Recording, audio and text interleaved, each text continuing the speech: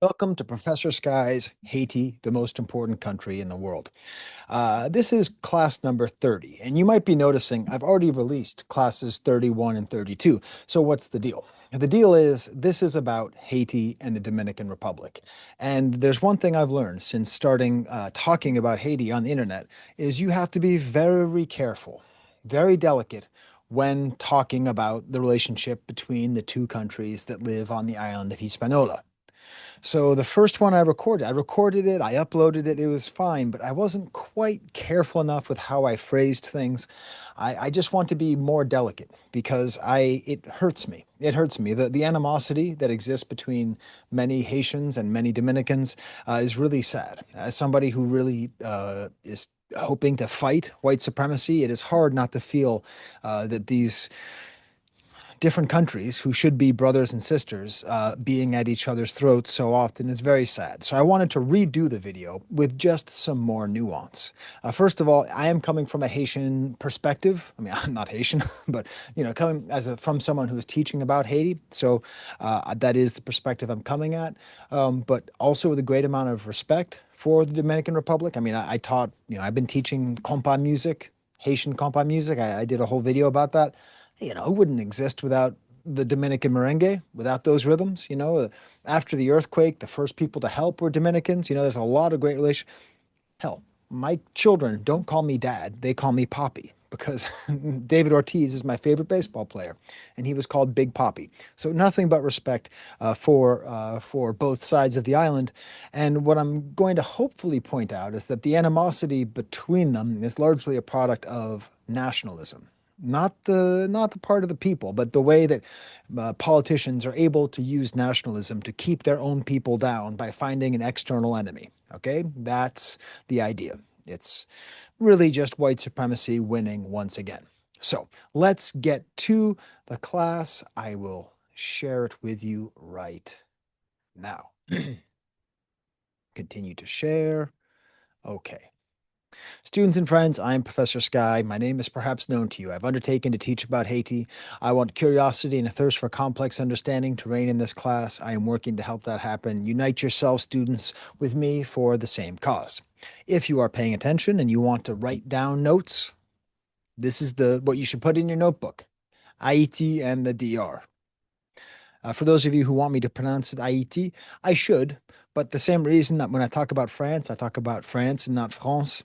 I just say Haiti for comprehensibility for a English speaking audience.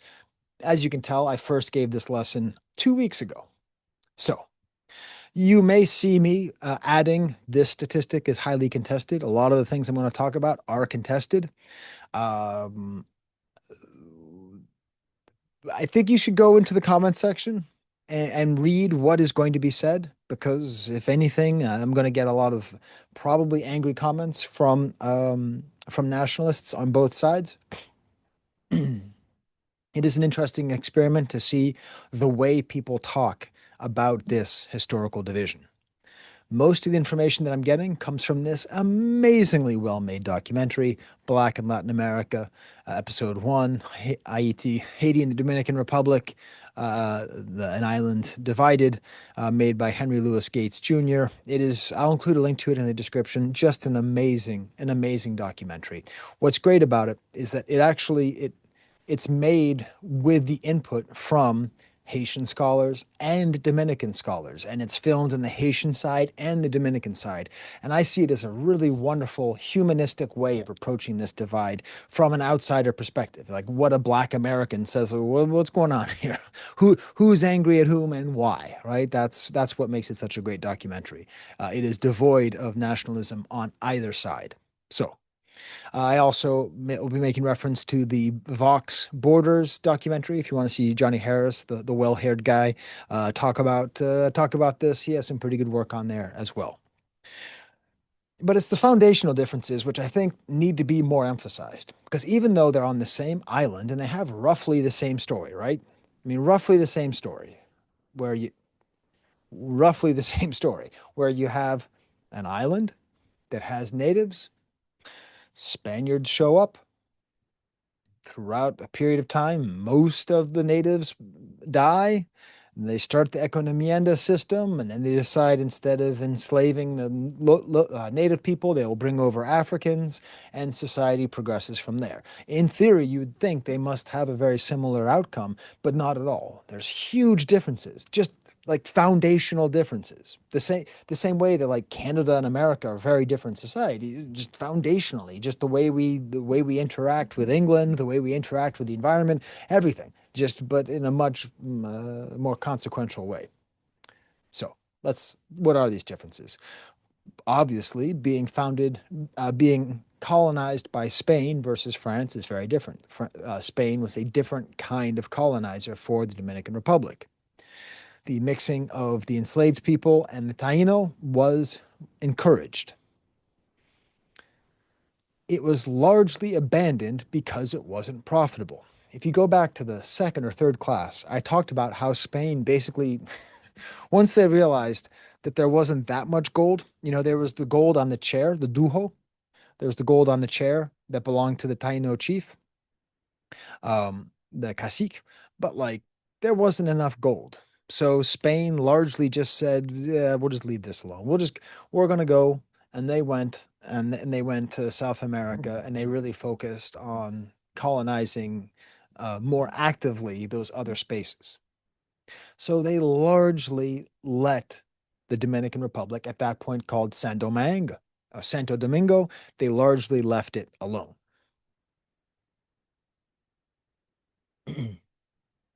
And these geographical differences, that what's going to happen is that on the west side of the island, what we now call Haiti, was mostly plantations, and on the right side was mostly cattle.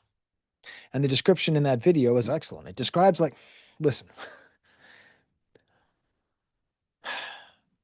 there's no ethical way to enslave anybody. There's no good form of slavery. But there are forms of slavery which are more physically and psychologically detrimental than others. That's just it shouldn't be true, but it is. So those of you been watching this class, those on the Haitian side, of the French side, were largely put into plantations, which was grueling work, being whipped all day, all night, being forced to cut sugar and getting cuts on your legs and face and the sweat in the sun. And then you had to boil the sugar and you might fall into the boiling pit and you have basically no time, basically no freedom. You can't move, you can't do anything. You're just stuck there. And if you move a little bit out, you might get your hamstring cut and you might get whipped. But the cattle on the other side, that meant that the people who were enslaved on the other side of the island still did not have freedom. It's still completely unethical, still an abomination against freedom and humanity. But the life experience was a lot less stressful. Was on horseback with a machete, riding around after cattle, not getting whipped and hurt and stung all day. Just a very different rhythm. There was not an expectation of profit, profit, profit, profit, profit, profit, profit like we had out of Haiti. It was just a completely different foundational experience for the people, even though slavery is wrong in all forms. But the impact it can have on people is impacted by the nature of the labor that they were forced to do. I think I said that carefully enough. And this is the thing that might just surprise you. When you think about the Dominican Republic and the sort of ancestral home that they feel. Now, if you've been following this class, you know that Haitians feel their ancestral home is Africa. They even in their religion often think of Africa as like a mythical place to go back to. They feel so connected to it. But in the Dominican Republic, again, according to this documentary and other sources I've found, consider their home, their roots to be Spain. Now, can you imagine? Can you imagine if Haitians thought that their roots were in France? Dessalines worked really hard to make sure that would never happen. In a very brutal way, he made sure that would never happen. Brutal, potentially necessary way, made sure that would never happen. So, what does it mean as a foundational difference if the people feel more aligned with those that colonized them? What a different mentality. No wonder these groups of people don't consider each other to be brothers and sisters. They have a completely different conception of their own existence, despite the similarity, despite the fact that 90% of people are of African descent. Oh, wait, you know what? I need to put that little thing there. One second. I said I was going to put this there. One second. One second. You ready? I'm just going to fix up my slide right here. Whoops. Fix up my slide right here. All right. Because every time you talk about percentages and race when it comes to the Dominican Republic, you get people who disagree. You get people who say and cite other statistics that are quite different. Okay. So 90% are African descendants, but they call themselves Indio, meaning of indigenous descent, meaning of Taino descent. Again, this is highly contested. And I imagine there'll be a lot of people in the comments saying, I'm 100% certain that very few Dominicans are descended from Africans and we're all just Spanish and Taino, and that's who we are. As far as I can tell, all genetic studies, sociographic studies show that really 90% of of the people there are descendant in one way or another from people from Africa. So that is from this documentary. And it is in this documentary that I think the most interesting quote is said, which blackness became a Haitian trait. So when I say this is an issue of white supremacy, that's what I think this is. I feel like this debate boils down to blackness being a Haitian trait and the global, systemic, and systematic oppression of non-white people is perpetuated by the anger of the Dominicans against the Haitians. I feel that they are victims as well. I feel that that mentality itself comes from a bad place. I don't think it, anyways. So this is the thesis of this show, and I think it's accurate. As far as I can tell, based on what I've studied and what I've read, I think it's accurate. But please, I'm serious. I'm serious. If you're watching this and you're saying, "What the hell do you know, white man?" What the hell do I know, white man? I'm just a French professor. I'm not even expert in Haiti, okay? I'm certainly not an expert in Dominican Republic.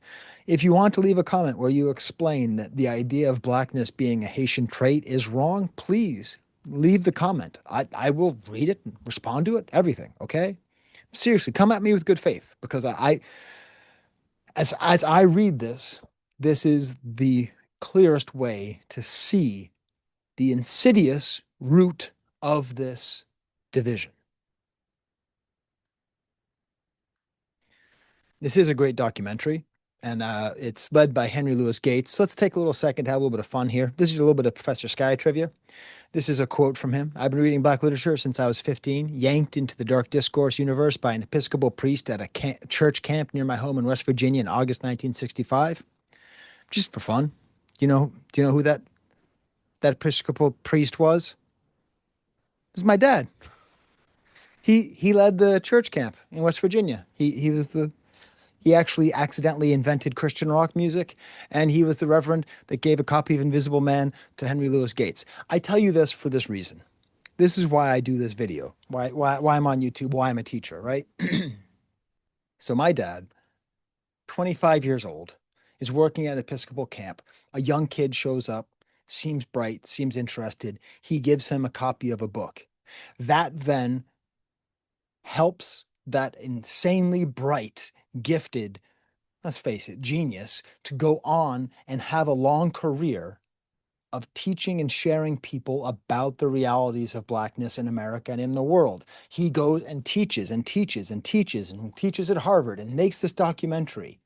And then my father taught him something, and then he became a teacher, and then he made this documentary, and then he taught me, and then I'm taking what I learned from him and I'm teaching you, and I'm teaching my students, which means that this is the beautiful nature of teaching. of transmission of knowledge, of passion. And now you can teach people from what you've learned from what I'm saying. Do you see? Isn't it a beautiful story? You know, my dad didn't know that that little kid was going to become the Henry Louis Gates Jr. He was just Skippy. Anyways, so getting back to the question of race. See, I had to take a little break there. These images are taken from a piece of art by Leah Gordon called Caste, where she took the racial distinctions as described by Moreau de Saint-Méry, the French ethnologist and racist who, when I say racist, like he actually kind of invented racism. He divided all the different kinds of skin tones. That's in class number 3. You can see me describe that. And so she did a little image of all of these people of the different levels of race that they have. I just find this to be a good piece of art. Okay. So these racial differences are a huge part of the difference between Dominican Republic and Haiti. So 9/10 of all Haitians are just black, just 100% African ancestors. Whereas in the Dominican Republic, it is 2/3 are mixed race. To the point where in Haiti, the word for person is that word, which I don't feel comfortable saying, but just, means black. And blanc means white, that means foreigner. Like that's how much blackness and Haitian identity are connected. So it's not surprising that, as Henry Louis Gates said, blackness became a Haitian identifier. Again, how black Dominican Republic is a question that is highly contested. I think the fact that it's contested is evidence of white supremacy working because it should just be or not be. There is no value in whiteness. There is no quality in whiteness that is good. All of this stuff is just made up. We're all just human beings. I got to say this again. I got to say this again. A porpoise is more different from a dolphin than a human is from a chimpanzee. And I don't even know the difference between a dolphin and a porpoise. Human beings are just a primate, and we are all the same. Just we've been socialized differently. We've been socialized to believe these things. Okay, sure, there's some skin tone difference, whatever, hair difference, eye color, all that stuff. But that's biologically, we're just the same. Brains and thinking, all that's been proven. We're just the same. There's no IQ difference or brain difference. It's just how we're socialized. So all this stuff is just made up anyways, but that doesn't mean it's not important. If enough people believe in something that's made up, it makes it real. So 2/3 of people in the Dominican Republic are some form of mixed race. And again, when they are the black part, many people call that black part the Indio part. And depending on what you read or who you believe, it is completely wrong to say that it is the native Taino. It is just African. So the thing about this is that human beings generally root for underdogs, right? And Haiti is the world's biggest underdog right now. It's one of the most mistreated countries in the history of civilization. So I'm going to be telling stories, and a lot of the stories make the Dominican Republic look bad. But I mean, in reality, this class isn't about Haiti being good. It's about history as seen by what has happened to Haiti and to the Haitian people and how they've responded. That's what this class is about. It's not about Haiti being great. Sorry, it's the winter. Having trouble speaking. So this long history, often when people talk about the history between the Dominican Republic and Haiti, they don't mention the fact that Dessalines invaded Santo Domingo, that he actually tried to have a little siege. He tried to take over. Now, why was he doing it? Well, he was probably doing it because he knew that it's fine. He had the front door covered. The French, the Spanish, the English couldn't invade through Haiti, but they certainly could have invaded through Santo Domingo. And there were French generals in Santo Domingo who were talking about re-enslaving the people of Haiti and starting an army. So you can see it as defensive, but even if you see it as a defensive move, he still went in there, 21,000 people strong, and committed all sorts of atrocities and raping and pillaging and all that stuff. It's not, there's no easy way to say it. Now that failed, that invasion failed, but it is an important element to remember. Whether or not it was defensive, whether or not he was just trying to attack the French, which I think is realistic, it doesn't mean that his army were not also guilty of atrocities, which understandably created a lot of resentment towards this new republic. Good job, you're free, you're no longer enslaved. Great. Did you have to burn down my village? Later, we have Boyer, who's sort of the he's behind a lot of the problems that we've been studying in this class. In 1820, he unified the North and the South, so the kingdom and the democracy. And then in 1822, he unified all of Hispaniola. Okay, so Dominican Republic breaks free from Spain in 1821. But this is the thing. This is the thing. People, it wasn't like it was in Haiti. Because again, the attitudes towards the Spaniards were not the same. There's a lot more mixed race people. There was a lot less severe, deep oppression. There was a lot less people. There's a lot less money. There's a lot less exploitation. So the attitude towards Spain was nothing like the attitude that the Haitians had towards the French. Listen, there's plenty of places in the world where Spaniards were just as cruel to the people as France was to the Haitians, but that just happens to be the case on this island at this time. So this revolutionary movement to break free of Spain itself was, according to all the sources I've read, not particularly fervent. Did not have the same level of revolutionary fever, if you want to call it that. They allegedly asked for help from Boyer. Again, this kind of depends on what you read, but it doesn't really matter because what Boyer did was he took advantage of the situation and he took over. There's no better way to put it. Boyer, in the name of Haiti, took over Santo Domingo. He just took it over. He took it over. He took it over. You know, they, let me just say something here. When the Dominican Republic, when Santo Domingo broke free of Spain, they called themselves Spanish Haiti. Like they actually took on some of the principles and the ideology of the other side of the island. Like, I think that's a pretty good sign of faith. Can you imagine the world where instead of us saying there's Haiti and Dominican Republic, we say there's Haiti and Spanish Haiti, connecting back to the Indios, to the native people? It's a real loss that we have where the freed people of the Dominican Republic were immediately taken advantage of by a stronger army in Haiti, which is why this class is not about Haiti good, everyone else bad. It is about humanity and power and the way in which power is abused and the way in which that abuse is experienced and the way that abuse colors things to today. So, anyways. Boyer and again, is he taking over in a defensive way? Maybe, because again, that's their back door. You can have cannons and barbed wire and guns at the front door with a steel door with a gate in front of it, but then the back door is just like a it's like a broken screen door and you can just walk right in, right? You could see it as defensive. But his leadership was repressive. It was exploitative. They would swap out land, they would take land.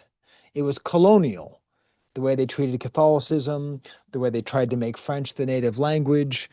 It was not a liberating mission. It was trying to take over and make all of the island like Haiti. Okay? Which is why Independence Day in the Dominican Republic celebrates when they broke free from Haiti. The Dominican Republic broke free from Spain, one of the greatest military powers in the world, twice. Once in 1820, and then a little bit later, but that's a different story. And what they celebrate is freedom from Haiti. Now, listen, it makes sense, right? Because Haiti occupied them for 22 years. But it goes to show the mentality. The mentality is that you don't celebrate breaking free from Spain because spiritually and culturally, they don't feel that same level of bitterness and anger that Haiti feels from the French. They don't feel the same level of racism and oppression and anger. So they celebrate breaking free of 22 years of colonial domination by Haiti, which I've been thinking, I'm talking about baseball soon, but like the Oakland Athletics used to be the best team in baseball, and the New York Yankees did beat them a few times back in the 80s, when they were a really big team. But like right now, the Oakland A's are like moving out of they lost their team and they're moving somewhere else and they're playing in a minor league park. Now it means nothing. Like the idea of celebrating breaking free of the poorest country in the hemisphere. It's a wild mentality. It really is. And I mean, hey, to on February 27th, if I'm ever teaching and I see my students and another Dominican, I wish them happy independence. It's a day of national celebration. But it is interesting that it's celebration. It's a post-colonial celebration where they celebrate breaking free of who was not their colonizer. I mean, I guess they sort of were a colonizer, but not like Spain. Okay. Anyways, anti-Haitian propaganda in schools allegedly stopped in the late 1960s, which makes sense why there might still be such strong anti-Haitian feelings from the Dominican Republic. February 27th, 1844, the Trinitarios free the Dominican Republic. 1861, they willingly resubmit to Spain. Wait, did I have something else there? Yes. And in 1865, Haiti then aids in the expulsion of Spain. And after that, it becomes the Dominican Republic that we all know and love. So we've got to some tough stuff here. We've gotten to some tough stuff here. But now it's time to talk about maybe the toughest, the lowest point in Haitian Dominican Republic relationship. And in order to understand that, I need to teach you what a shibboleth is. Okay. So it comes from the Bible. And shibboleth is a kind of part of a grain, like an ear of corn. And the difference is how the letter is pronounced. In the book of Judges, there's a point where uh, the Gileads inflicted a military defeat upon the Ephraims. And in order to kill the Ephraimites, they made them pronounce the word shibboleth. And if they pronounced it wrong, then they would be killed. So shibboleth is a general term for a word, how it's pronounced, that indicates membership to a group. Which brings us to the Parsley Massacre, 1937. At this point, the border between Haiti and the Dominican Republic was 8 years old. There'd been a border for a long time, but this was the the the the most recent border that had been drawn. And when it was drawn, it was not drawn with great attention. A lot of Haitians who were living in what they thought was Haiti now all of a sudden lived in the Dominican Republic. Also, as we will be seeing, a lot of Haitians worked in the Dominican Republic on the sugarcane fields. And there was a sugar market crash. So all of a sudden, you don't really need the Haitians because there's no money there. In 1937, Haitians had to register as being Haitian. In general, I think you should know if an immigrant ever has to register, that is the first step towards genocide. Not every registration ends in genocide, but that is the first step. That's always the first step. Hitler had the Jews register and identify themselves first, killed them later, right?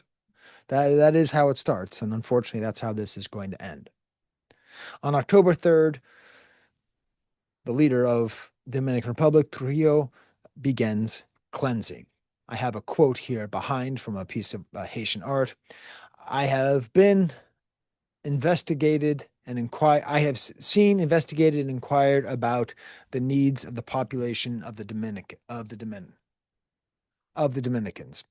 who were complaining of the depredations by Haitians living among them, thefts of cattle, provisions, faith, etc., and were prevented from enjoying the peace, the products of their labor. I have responded, I will fix this, and we have already begun to remedy the situation. 300 Haitians are now dead. This remedy will continue. It was literally an ethnic cleansing of Dominican Republic of Haitians. Most of them were not shot. Most of them were had their throats slit to not attract attention from nearby people.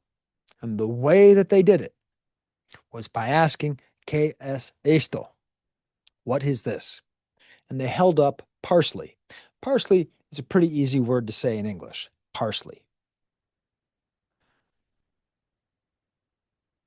But the word in Spanish, it's always, okay, one second.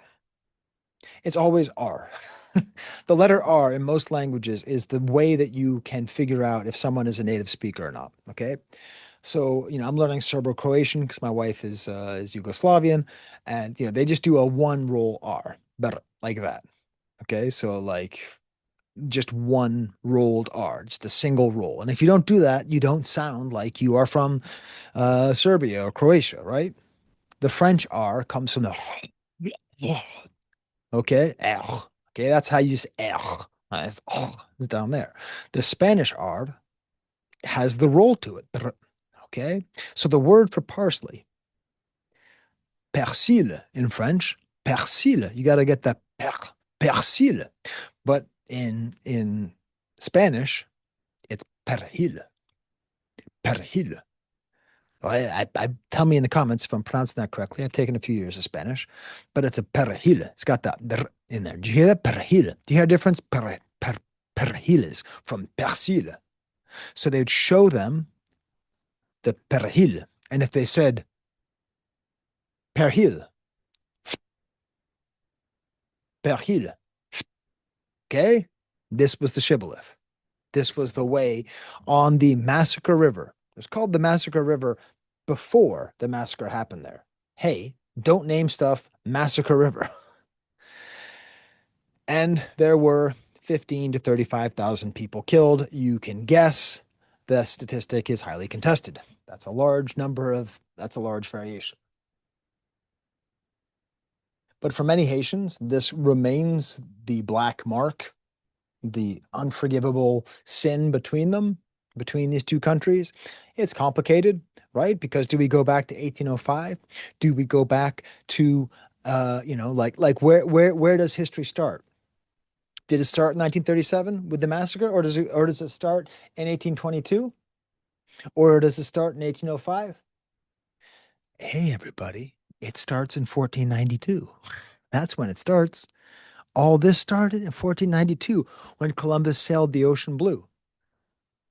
You got to fight the real enemy. And the real enemy doesn't look like a Dominican or a Haitian. Probably looks like me. Probably. The people who have power and who are manipulating the powerless into hating each other, those are probably the people you need to be worried about. But and there was basically no consequence. Haiti didn't really react. America barely reacted. I think we made them pay like $2 for every person they killed. Europe didn't react. And this was all the actions of the dictator of the Dominican Republic, Trujillo. Trujillo. I believe I pronounced that correctly. I think it's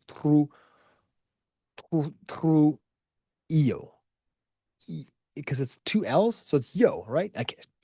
Trujillo, who blamed the Haitians for the massacre, who was a propagandist who helped to change the narrative. He was in favor of the Nazis in World War II. He was in favor of racism. He was explicitly in favor of white supremacy. He fought as hard as he possibly could to convince the world and convince the Dominican Republic themselves that they were a nation of white people and that the whiteness of the Dominican Republic made them better than the blackness of the Haitians. That was part of his ruling style, part of his propaganda, which they stopped teaching in the 1960s, which means people who learn that way are still alive. So there's no wonder that this kind of mentality keeps going. He was a nationalist and he was pro-white to the point of putting on makeup so that he would look whiter in imagery. So this is, just think again, to be compassionate here. This is all a consequence of white supremacy, that he would hate himself so much that he would paint himself white to cover up his natural skin. I don't know if this is true. I heard that he's actually a distant relative of Toussaint. That Toussaint's sister is like his great great great great grandmother. Like, can you imagine like despising yourself so much that you cover up what race you are just to appear more white? So that's all going all the way back to these foundational differences that we're talking about with the cattle and the sugar cane. It's just a different life experience that has led to different outcomes and different attitudes towards race. If you are if you think that whiteness is goodness in Haiti, you're screwed because there's just not enough whiteness in Haiti thanks to Dessalines. So, a little sidebar on nationalism, because this is the real problem, everybody. The problem is nationalism. If you don't understand history, you are doomed to repeat it. Nationalism is pride of your birth, superiority based on your birth in a country. You are to impose your will of your country onto other inferior ones. You sacrifice others for yourself. Patriotism, on the other hand, I think is a largely positive value. You are proud of your country for what it does. You defend and you support your country, and you sacrifice yourself for your country. What nationalists do, mind you, I am an American and I'm living in an increasingly nationalist country, is you convince the people that their birth inside of a country makes them superior to other people. That things, and once you believe that, you are in the realm of racism.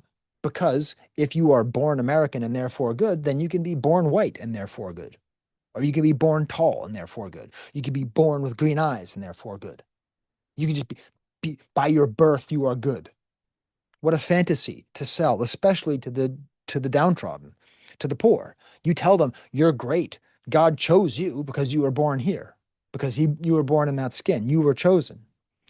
All sorts of atrocities and corruption is accepted in nationalist societies because you have an other to demonize. And the victims are not just the others. In this case, the victims are not just the Haitians. The victims are also the Dominicans, who have been taught to hate any darkness in their skin and been taught that they are superior to Haitians without really questioning how corrupt and bad their own government is.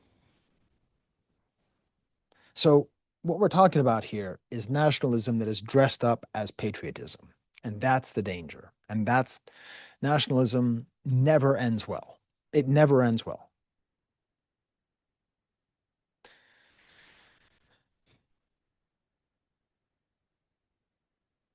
Okay.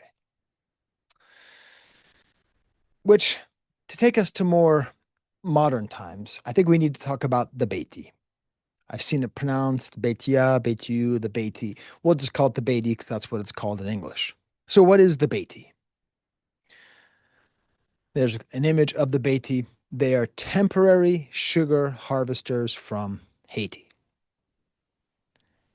If you've been following this class, you know that the harvesting of sugar in Haiti is the source of so much misery, not only during the time of slavery, after slavery. Basically, every leader of Haiti, from Toussaint forward, is trying to get Haitians back onto sugar plantations so that they can have an export economy.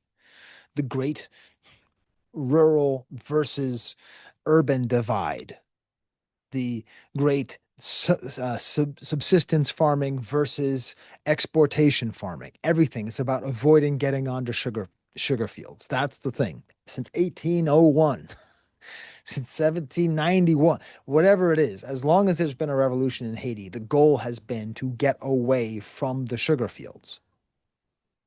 So what does it mean that there are so many people who are desperate to cut sugar? in the Dominican Republic.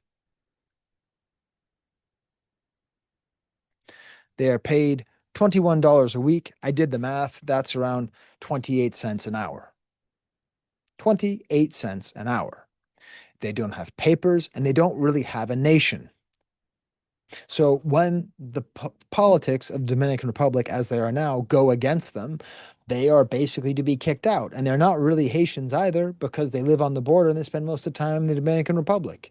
And also, they aren't able to switch plantations. They're basically attached to one plantation. So my question is this: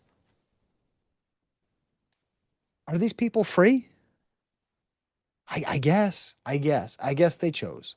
I guess they chose. Coming from the terrible poverty for all the reasons that we've been studying, from the corruption and external influence and the debt to France and the systemic racism and the refusal to accept Haiti and the inequality in trade debts and the brain drain, all those things. I guess they chose to be paid 28 cents an hour. I suppose 28 cents an hour is not nothing, but it's very close to nothing. Also, because you've probably watched my videos on Dessalines, or you'll watch them soon, it's worth mentioning how complicit the Haitian government was in this policy. I'm going to quote now from Laurent Dubois' book, Haiti, The Aftershocks of History, the main book I talk about in this class. In perhaps the most cynical profiteering of all, the Haitian government worked out a deal with the Dominican Republic to earn money from the emigration of laborers who wanted to work on Dominican sugar plantations. Driven to leave their country by the increasingly difficult economic conditions, Haitian workers found themselves indentured to their own government. In the late 1950s and early 1960s, migrant workers had to pay the Haitian government the significant sum of $10, approximately equivalent to $75 today, to gain the right to go to the Dominican Republic. The plantation owners there paid an additional $15 to the Haitian government for each worker, and subsequently deposited half of each worker's wages into special accounts held by the Haitian state. Like much of the other money that went into government coffers, these fees mostly flowed to Duvalier and his close associates. By 1981, the Haitian government was charging Dominican planters a fee of $182 per Haitian worker, collecting nearly $3 million that went into hidden accounts. The garnishment of wages made it extremely difficult for Haitian laborers to do what many had intended to do: work in the Dominican Republic for a while and then return home with savings to buy land. Instead, they left destitute and stranded. So, yes, I am going to come out and say the Dominican Republic has been exploiting these workers terribly. But also, they were exploited by their own government just as much. That especially Baby Doc Duvalier, extremely corrupt, the kleptocracy that he ran, he kept most of the money. When he left office, he had what, 700 million, and the Haitian government had 500,000, something like that. No, he had 500 million, whatever it was. Insane amount of theft. And this kind of greed, this anti-Haitian greed from the Haitian government, affected the most vulnerable. So,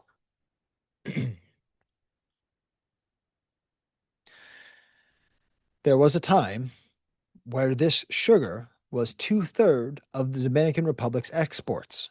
2/3 of their exports were sugar made by Haitians. And the term that they used was Haitian work because the Dominicans did not need to do that terrible labor. I'm going to be talking about immigration in America very soon. And the question is always, who is going to do the work? Who is going to do the work? And if it's not the people in the country who are going to do the work, then they better find people who will do that work. The Dominicans found the Haitians to do Haitian work. And in one of the saddest stories in world history, the people who fought so hard to not be working for nothing on sugar plantations with a foreign master end up working for nothing on a sugar plantation for a foreign master. Sorry, my department's very loud if you overhear people talking.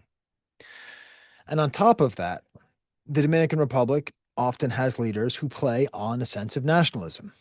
When you look in my comments, you will probably see a lot of comments about the evilness of Haiti and things like Dominican for the Dominicans. Just so you know, anytime anybody ever says America for the Americans, France for the French, Dominicans for the Dominicans, that's just Nazi stuff. That's all that is. Just so you know. I'm not saying, but that's what that is. That's the kind of nationalism that leads to genocide and murder.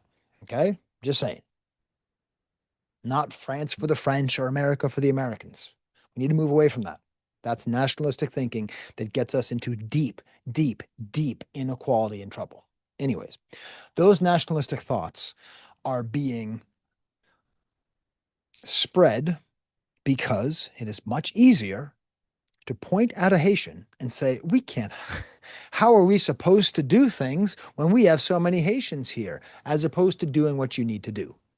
So the laws for Haitian immigrants in the Dominican Republic have been getting stricter and stricter, with more and more people being kicked out. As it said in that Vox documentary, in the Constitution 2010 gives citizenship only to those born on Dominican soil to legal residents. So your parents had to be legal residents of Haiti in order for you to be considered Haitian. There's some interesting documentaries by Al Jazeera who talk about this. The Dominican Republic really hates Haitians, and includes this statistic that Dominican Republic deported more than 250,000 Haitians in 2023. The sad reality of this, the sad reality of this is that how do you know who a Haitian is? Most Dominicans are some amount of mixed race. Not all, but most. So quite often, Black Dominicans, they can call themselves Indio, but they are seen as Black when the immigration enforcers come in. Black American tourists have been told, be careful going to the Dominican Republic. You might get caught up in an immigration raid because if you look Black enough, they might just think you're Haitian and try and kick you out of the country. Blackness became a Haitian trait, despite the fact that there are that the majority of Dominicans are what Americans would call Black. That's the most interesting part of the documentary. Is one of the people there who's Dominican who said, I always thought I was Indio, and then I went to New York City and I realized I was Black. It's a different conception of race, because race is all made up. It's all made up. There's only one breed of dog. Did you know that? There's no poodle and dachshund. There's just dog. We've just, mixed them together so they look different. But there's only one dog. There's only one human. So anyways, this is the current state of massive deportation. And again, most of the Haitians that are there, or many of the Haitians that are there, were needed to be there for the Dominican economy. This ties into what I'll be talking about with America, where we are kicking out Haitian workers who are very hard workers and who businesses are happy to have, because somebody has to do the work. And they do the work. They do the work. They might be speaking French or Creole when they do it, but they do the work. I did want to share a comment on one of these Al Jazeera things, because I went through all the comments trying to find, and a lot of it is just kind of nationalist stuff that I don't like, Dominican for Dominicans, right? All that stuff. But I did find this, and I just wanted to share it. I'm not going to say the person who said it because they didn't ask me to, but I think this is to be kind, to be compassionate, to try to see the other side. I'm just going to read this comment. As a Dominican living in New York City, I see this report 100% biased. She only presents the negative side of the Dominican Republic and Haiti conflict. She should have gone to public schools to see how many Haitian kids are treated with dignity and respect in our public schools. Also, Haitians are not turned away from hospitals in the Dominican Republic. Yes, I agree 100%. Some of these videos are disturbing to see because no one wants to see women and kids being deported this way. But the bottom line is the Dominican Republic is a small country that does not have the resources to support millions of people from the other countries. I share that, not because I agree with it, but because that's my hope. That's where the dialogue would go. You don't need to say Dominican for the Dominicans because you're just whatever. We're all human beings, right? But if you're trying to say there's not enough resources, that we need to prioritize people, um, I don't agree with it, but that's a human way of saying it, right? That's a human way of saying it, that it's a small country that cannot support this level of immigration. Do you see the difference? Anyway, so I just wanted to make sure that I presented something from the other side. Now let's talk about baseball, shall we? Like I said, I love baseball, and it's one of the weirdest things in the world. That so if you've watched my video on Baby Doc, Haiti was the number one producers of baseballs from the 60s to the 90s. So like they made the baseballs, but as you see, if you go if you go to Haitian baseball players in Wikipedia, there's only three people. Touki Toussaint, I think he's out of the league. Estevan Florial, he was on the Yankees for a bit, but he's out. Henry McDonald, I don't even know why he's there. It turns out he's the first professional black football player. So that's cool. He was born in Port-au-Prince, right here in Rochester, New York. Did anyone know about this? The first black football player was born in Port-au-Prince. Anyways, you look the same thing up for Dominican Republic. Look, you got David Ortiz, the greatest player in baseball history, right? You got other good players. Jose Ramirez, Luis Severino, Carlos Santana, Victor Robles. I mean, Stanley Marte. I mean, Freddie, all these guys. Vladimir Guerrero. So many great players came from there, right? So many great players came from there. And the question is, like, Pedro Martinez, the greatest pitcher in the history of the world. You tell I'm a Red Sox fan. So many great players came from the Dominican Republic, yet almost none came from Haiti. So why might that be? I did want to show you this. This is the same person. This is one of the greatest players in the history of baseball, Sammy Sosa, who was part of the resuscitation of baseball in the late 90s with Mark McGuire. And just to show you that when one is Dominican, it is possible that the desire to associate whiteness with wealth, with success, with happiness, can be seen in the way which sometimes he will whiten his features to that extent. It's just, it's to me, it's sad. I know a lot of people do this and laugh at it. It just makes me feel sad because, like, he's a good looking guy, you know? That guy on the left is a good looking guy. He's hitting home runs. So, why is it there's no Haitian baseball players? Well, partly because it's a Spanish influence. Like just the Spanish speaking world is great at baseball because through Cuba and through American influence, and baseball is a symbol of America. Remember when I told you all about the American occupation of Haiti? Do they want a reminder of the national pastime? So like it makes sense that they would love football. They would love soccer. And they would love association football. That's what they love playing. And they just made it into the World Cup. And that's exciting. They're not in the baseball world classic. That's a symbol of America and now of the Dominican Republic. So it makes sense. I'm sure they have the capacity to be great at baseball, but they don't play it. But I did want to take 1 second to talk about this character right here, Miguel Sano, who used to play for the Rochester Red Wings, the minor league baseball team in my hometown. I've seen him play. I've never seen a larger man in my life. Dude was huge. His real name was Miguel Jean because he was born to Haiti parents on the Beatty. Are you telling me? Are you telling me that a great baseball player was an immigrant from Haiti, born into this terrible situation, just like all over the world, great immigrants overcome their circumstances and despite where they are born end up excelling in different fields to make their way out of the terrible circumstances into which they were born?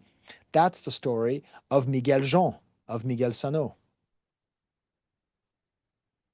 He changed his name to be more Dominican, but he is one of the few baseball players who identifies ethnically as Haitian. He does support his Haitian identity in addition to his Dominican identity. I think he's the future. I think he is the way going forward of just understanding that they're just everyone's just on that island, man. They've got a different history, but they really should be brothers. But now it's not possible because I believe, according to the 2010 Constitution, he can't be Dominican anymore, right? I don't know. I know he still plays baseball in the Dominican, but would that still be allowed? So there's my video. I encourage comments. Again, I would prefer to stay away from nationalism here. Nobody is good because of where they're born. You are good because of what you do, not because of what you are. And I hope that was interesting. I tried to represent it as fairly as I could, and hopefully things will get better. That's kind of a weak ending, but what are you going to do? There's the camera.